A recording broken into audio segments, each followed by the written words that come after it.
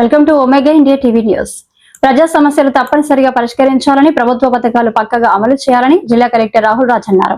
సోమవారం గ్రీవెన్స్ కార్యక్రమాన్ని పురస్కరించుకొని అదనపు collector Nagesh, ZP CEO Yellaiah, DRDO PD శ్రీనివాసరావులతో కలిసి కలెక్టరేట్ కార్యాలయంలో జిల్లా ప్రజల నుండి కలెక్టర్ వినతులను స్వీకరించారు. స్వీకరించిన దరఖాస్తులను సంబంధిత శాఖ వారికి అందజేస్తూ త్వరితగతిన ప్రజల సమస్యలను క్షేత్రస్థాయిలో విచారణ జరిపించి పరిష్కరించాలన్నారు.